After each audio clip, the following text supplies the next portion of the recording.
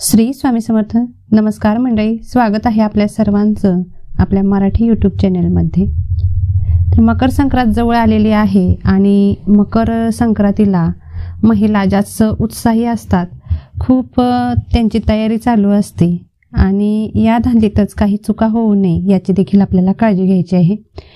मकर संक्रांतीला कोणती साडी नेसावी, कोणता आहे शुभ रंग आणि कोणत्या रंगाची साडी अजिबात परिधान करू नये की ज्यामुळे आयुष्यामध्ये अडचणी यायला सुरुवात होतील. यासोबतच संक्रांतीला तुम्ही जर बांगड्या घालत असाल तर बांगड्या घालत असताना ही एक गोष्ट लक्षात ठेवायची आहे की ज्यामुळे घरात सौभाग्य, सुख, शांती अखंड टिकून राहण्यासाठी मदत ही होत असते. संक्रांत म्हटलं की सवाष्णींचा हा सण असतो. तसं तर प्रत्येक सणावरती प्रत्येक स्त्रीचा अधिकार हा असतो. मात्र ज्या नवविवाहित स्त्रिया असतात, नवविवाहित ज्या मुली असतात त्या जास्त उत्साही असतात, कारण त्यांची पहिलीच संक्रांत असते. त्यामुळे नवविवाहित ज्या मुली असतात त्यांना बघा सासरहून तिळगुळ दिले जातात. खोबरे वगैरे खिसून दिलेलं असतंय ते आणि एकत्रित करून त्या तिळगुळ सर्वांना वाटतात. मात्र त्यांना कधीही तिळगुळ पाठीमागे द्यायचे नसतात.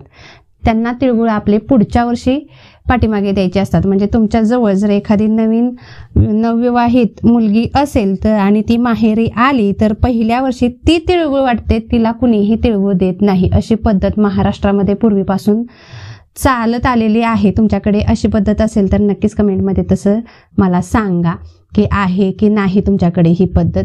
आणि मग जी नवविवाहित मुलगी असते तिला जे वंशाचं सामान जे आपण म्हणतो वंसा दिलेला असतो, ते वंशाचं जे सामान असतं, जे साडी आलेली असते तीच साडी तिला परिधान करावी लागते. त्यासाठी नवविवाहित मुलींनी जी आपल्या सासरहून साडी आलेली आहे तीच नेसण्याचा प्रयत्न करावा. आग्रह, स्वतःचा हट्ट पुरवण्यासाठी दुसरी कोणतीही साडी नेसू नये. आपल्याला जे सासरहून आलेला आहे त्याचा मान करावा, कारण यामुळे अखंड सौभाग्य प्राप्तीचे योग हे तयार होत असतात. सर्रास बायका मकर संक्रांतीला हिरवा रंग घालण्यासाठी अतिशय उत्सुक असतात. हिरवा रंग म्हणजे चंचलतेचं प्रतीक आहे. नदीच्या हिरव्या रंगाची गती, जोश आणि आवेग यात अभिप्रेत आहे आणि पाणी रंगहीन असले तरी एकत्र स्वरूपात आलं की त्याला तो हिरवा रंग, लांबून आपण ज्यावेळी नदीकडे पाहतो त्यावेळी आपल्याला हिरवेगार पाणी असं दिसतं. पाण्याला रंग कोणताही नसतो, मात्र ज्यावेळी आपण लांबून नदीला पाहतो त्यावेळी हिरवीगार आपल्याला भव्य नदी दिसत असते. आणि हिरवा रंग हा माता लक्ष्मीच्या, आदिशक्ती, आदिमायेच्या अतिशय म्हणजे अतिशय जवळचा आहे. हिरवा रंग तिला अतिशय प्रिय आहे आणि हिरव्या रंगामुळे आपला बुधग्रह देखील मजबूत होत असतो. आपल्या कुंडलीमध्ये जर आपला बुधग्रह मजबूत असेल तर आपल्याला धनहानी हे होत नाही. आपली बुद्धी खूप चांगली चालत असते. यासाठी हिरवा रंग परिधान करणं अतिशय शुभ मानलं गेलेलं आहे. लाल रंग उत्तेजनेचं प्रतीक आहे. लाल आणि हिरवा ज्यावेळी एकत्रित येतो त्यावेळी जांभळा रंग तयार होतो आणि जांभळा रंग देखील आपल्या आदिमायेला अतिशय प्रिय आहे. यासोबतच लाल रंग आपल्या माता लक्ष्मीचा अतिशय जवळचा आहे आणि जो पिवळा रंग आहे तो आपल्या विष्णू भगवानांचा अतिशय जवळचा आहे. यासाठी आपल्याला जर शक्य असेल तर लाल पिवळा किंवा लाल हिरवा, पिवळा हिरवा अशा जर रंगाच्या साड्या भेटल्या तर नक्कीच परिधान करा तुमच्याकडे असतील त्या साड्या. तर यामुळे काय होतं, देव आपल्यावरती प्रसन्न राहायला सुरुवात ही होत असतात. पांढरा रंग तसं तर खूप छान असतो, मात्र पूर्ण पांढऱ्या रंगाची साडी कधीही नेसू नये. प्रत्येक महिलेने, प्रत्येक स्त्रीने थोडा तरी वेगळा कलर असला पाहिजे. पांढऱ्या रंगामध्ये थोडासा तरी वेगळा कलर असावा. जर पूर्ण पांढरे तुमचं जर सोमवार असतील चालू किंवा प्रदोष व्रत तुम्ही करत असाल तरी देखील एकदम पांढरी कोरी साडी कधीही घालू नये. त्याच्यावरती थोड्या तरी बुट्ट्या असाव्या वेगवेगळ्या रंगाच्या, किंवा जरी पांढऱ्या साडीवरती बुट्ट्या असतील तरी सोनेरी बुट्ट्या असल्या तरी देखील चालतात. मात्र पूर्णपणे आपण जे म्हणतो ना कोरी करकरीत पूर्णपणे साडी पांढरी अशी कधीही नेसायची नसते. यासोबतच ज्यावेळी आपण गोल्डन कलरची साडी नेसतो किंवा गोल्डन कलर आपण जास्त करून परिधान करतो, त्यावेळी आपल्या आयुष्यामध्ये गोल्डन चान्स यायला सुरुवात होतात. गोल्डन चान्स म्हणजे काय, की आयुष्याचं सोनं व्हायला सुरुवात होतं. आयुष्यामध्ये एक सकारात्मकता नांदायला सुरुवात ही होत असते. यासोबतच आपण निळी साडी, आकाशी रंगाची साडी, निळी साडी अशी परिधान केली तरी देखील अतिशय शुभ मानलं गेलेलं आहे.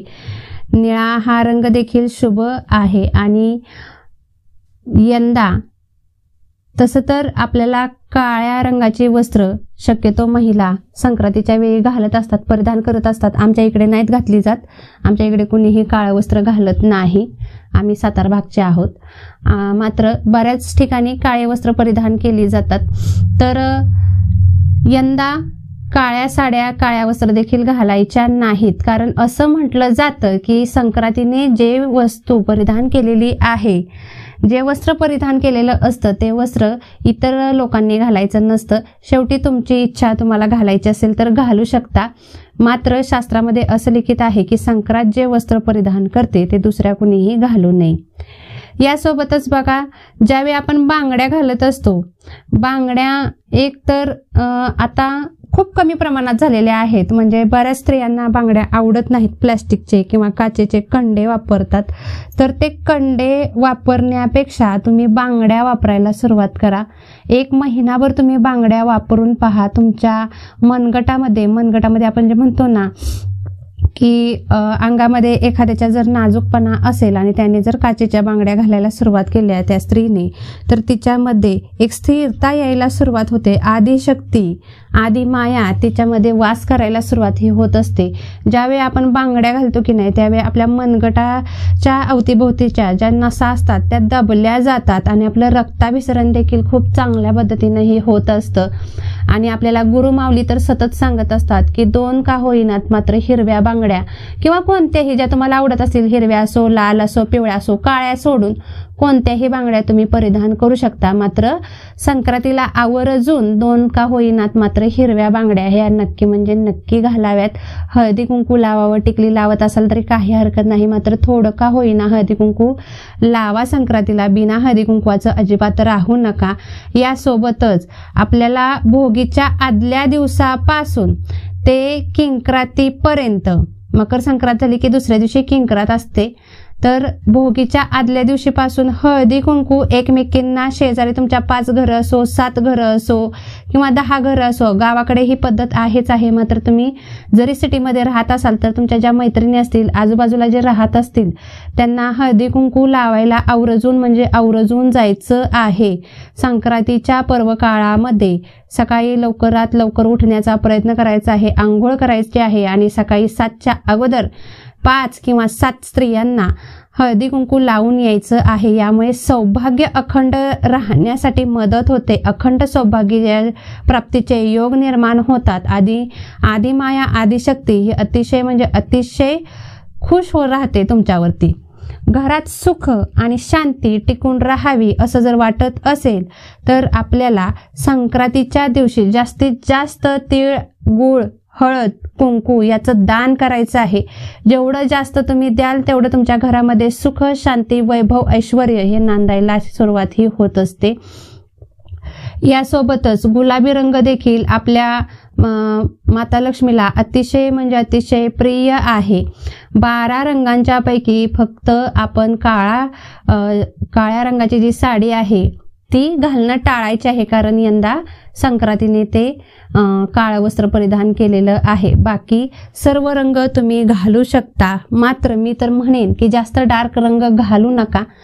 जे हिरवा पिवळा किंवा निळा पिवळा अशा छान साड्या, ज्या आपण म्हणतो ना की एखाद्या स्त्रीकडं पाहिलं की पाहतच बसावं असं वाटतं, अशा पद्धतीने साड्या निवडा. अशा पद्धतीने साड्या घाला की ज्यामुळे एकतर तुमचं मन प्रसन्न होईल आणि ज्यावेळी दुसरी स्त्री तुमच्याकडे बघेल किंवा तुमचे मिस्टर तुमच्याकडे जेव्हा बघतील त्यावेळी ते देखील खुश होतील, आनंदी होतील.